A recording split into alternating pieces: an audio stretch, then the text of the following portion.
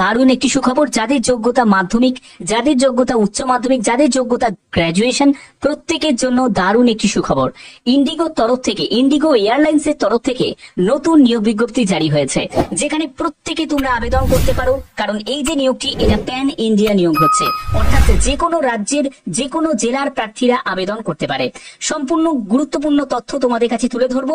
যারা যারা এই ভিডিওটা দেখছো তারা অবশ্যই বলবো চ্যানেলটাকে সাবস্ক্রাইব করে বেল আইকনটাকে অল করে রাখো, কারণ এরকমই নতুন নতুন আপডেট তোমাদের কাছে প্রতিনিয়ত আমি প্রোভাইড করে থাকি। তো চলো মূল পিডিএফ এ চলে যাচ্ছি, প্রত্যেকটি তথ্য তোমাদের দেখাবো এবং তোমাদের কিভাবে আবেদন করতে হবে সেটাও দেখাবো এই ভিডিওর মাধ্যমে। তো দেখো ইন্ডিগো এয়ারলাইন্স রিক্রুটমেন্ট 2025 এর নোটিফিকেশন রিলিজ হয়েছে, যেখানে তোমাদের বিভিন্ন পোস্টে নিয়োগ করা হচ্ছে। কোন কোন পোস্ট আছে দেখো, কেবিন ক্রু আছে, তারপরে ক্যাডেট পাইলট আছে, ইঞ্জিনিয়ার্স আছে, এয়ারপোর্ট অপারেশন আছে, কাস্টমার সার্ভিসেস আছে, এক্সিকিউটিভ, সিকিউরিটি, স্ক্রিনার থেকে শুরু করে বিভিন্ন পোস্ট আছে। দেখো অফিসার আছে, টেকনিক্যাল অফিসার আছে, ট্রেনি আছে, ম্যানেজার আছে, এইসব বিভিন্ন পোস্টে নিয়োগ করা হচ্ছে। এখানে আবেদন কিভাবে করবে? আবেদন করতে গেলে অনলাইন মাধ্যমেই তোমাদের আবেদন করতে হবে। সিলেকশন প্রসেস কি? সিলেকশন প্রসেসের জন্য তোমাদের কোনো রিটিন এক্সাম হবে না, সরাসরি ইন্টারভিউর জন্য ডাকা হবে। কোন ডেটে ইন্টারভিউ ডাকা হবে? তো তার জন্য তোমাদের একটি ভ্যালিড মেল আইডি এবং মোবাইল নাম্বার এন্টার করতে হবে যখন তুমি আবেদন করবে। অবশ্যই ভালো করে চেক করে নেবে, কারণ তোমাদের ইন্টারভিউ এর ডেট জুলাই থেকে আগস্টের মধ্যেই জানিয়ে দেওয়া হবে, ঠিক আছে?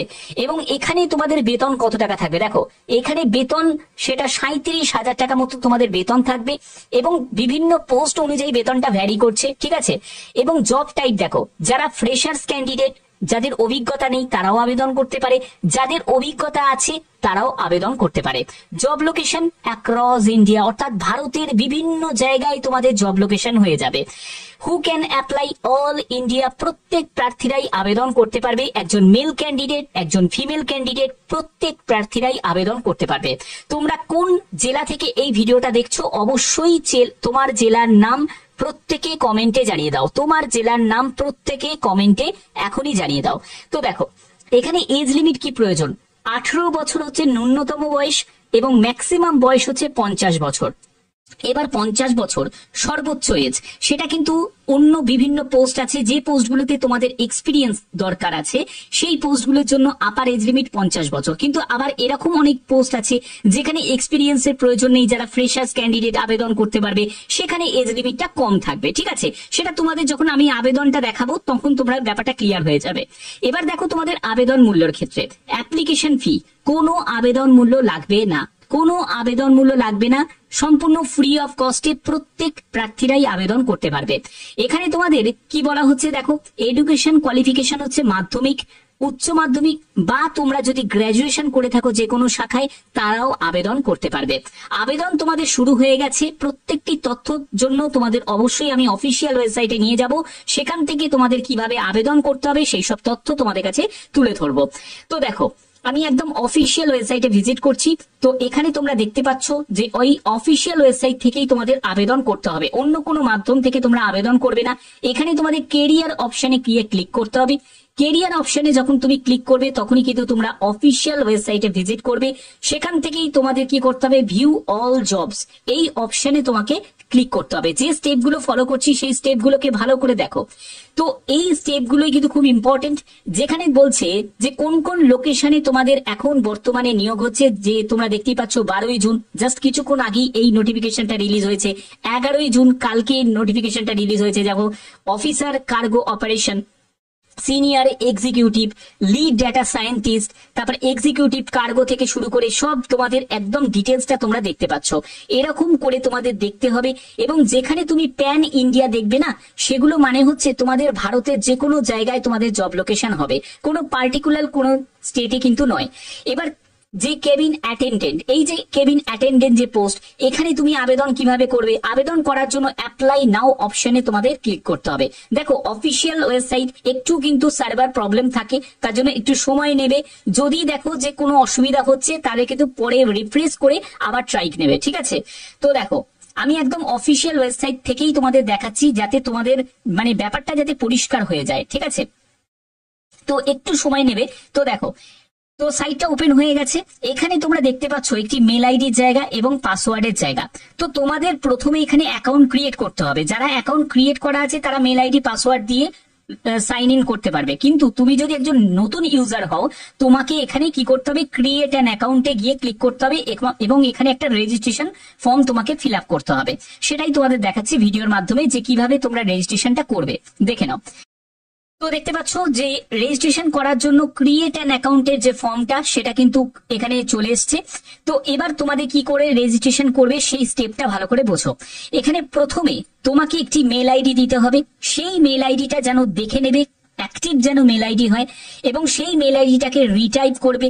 তারপরে তোমাকে পাসওয়ার্ড দিতে হবে। এখানে পাসওয়ার্ড মানে তোমাকে মেল আইডির পাসওয়ার্ড বলা হচ্ছে না, তোমাকে একটা 8 ক্যারেক্টারের একটা পাসওয়ার্ড তোমাকে এখানে তৈরি করতে হবে, যেখানে তুমি স্পেশাল ক্যারেক্টার ইউজ করবে, তারপরে নাম্বার ইউজ করবে, আপার কেস লোয়ার কেস দিয়ে একটা পাসওয়ার্ড দেবে, ঠিক আছে। এবং সেই পাসওয়ার্ডটাকে অবশ্যই তুমি নোট ডাউন করে রাখবে, এবং সেই পাসওয়ার্ডটাকে তোমাকে রিটাইপ করতে হবে। তারপরে তোমার ফার্স্ট নেম দেবে, ঠিক আছে। তারপরে তোমাকে লাস্ট নেম দিতে হবে। তুমি কোন কান্ট্রি থেকে বিলং করছো সেই কান্ট্রি তুমি এখান থেকে লিস্টটা তুমি চেক করে নেবে। এখানে দেখো লিস্ট তুমি ইন্ডিয়া দেখতে পেয়ে যাবে, এখানে ইন্ডিয়া, ঠিক আছে। এবার তোমার ফোন নাম্বার তুমি দিয়ে দেবে। এরপরে কান্ট্রি রিজিয়ন অফ রেসিডেন্ট, তো এই রেসিডেন্সের জন্য তোমাকে ইন্ডিয়া সিলেক্ট করে নিতে হবে। তো এখান থেকে আমি ইন্ডিয়া সিলেক্ট করে নিচ্ছি, হয়ে গেল। এবার বলছে make my profile visible to any company recruiter world wide. না তুমি শুধুমাত্র নিজের মধ্যে পার্সোনালি রাখতে চাও, না যে কোনো কোম্পানি এই তোমাদের এই প্রোফাইলটা তারা দেখতে পায়, তো এইটা তুমি করতে পারো, ঠিক আছে। বা তুমি নিজের কান্ট্রির মধ্যে রাখতে চাও, না অল ওভার যতগুলো কান্ট্রি আছে সব কান্ট্রি থেকে দেখতে পায়, তো এগুলো তুমি করতেই পারো, সেটা তোমার পছন্দ মতো তুমি করে রাখতে পারো, ঠিক আছে। তো এগুলো করার পরে তোমাদের এখানে একটা জায়গা আসবে যেখানে নোটিফিকেশন, এখানে বলছে receive new job posting notification. যখন নতুন জব কোনো পোস্টিং আসবে, যেমন যদি কালকে আসলো বা তোমাদের পরশুদিন আসলো, এরকম যদি কোনো জব নোটিফিকেশন আবার যদি নতুন আসে, সেটা যাতে তোমাদের কাছে সেই ইনফরমেশনটা চলে আসে, সেটা ভায়া মেলও হতে পারে বা মোবাইল SMS এর মাধ্যমেও হতে পারে। তো তার জন্য বলবো এই চেকবক্সটাকেও অবশ্যই তোমরা ক্লিক করে রাখবে, ঠিক আছে। এবার তোমাদের ক্রিয়েট অ্যাকাউন্টে গিয়ে ক্লিক করতে হবে। এই ক্রিয়েট অ্যাকাউন্টে গিয়ে ক্লিক করা মানেই তোমাদের এখানে অ্যাকাউন্টটা তোমাদের ক্রিয়েট হয়ে গেল। এরপরে তুমি সাইন ইন করে তুমি এখানে সম্পূর্ণ আবেদনটাকে কমপ্লিট করতে পারবে। সম্পূর্ণ ফ্রি অফ কস্টে প্রত্যেকে আবেদন করো, এটা প্রত্যেকের জন্য একটা বড় অপরচুনিটি। এবার এখানে মাধ্যমিক যোগ্যতার অনেক পোস্ট দেখতে পাবে, উচ্চ মাধ্যমিক যোগ্যতার অনেক পোস্ট দেখতে পাবে, ঠিক আছে।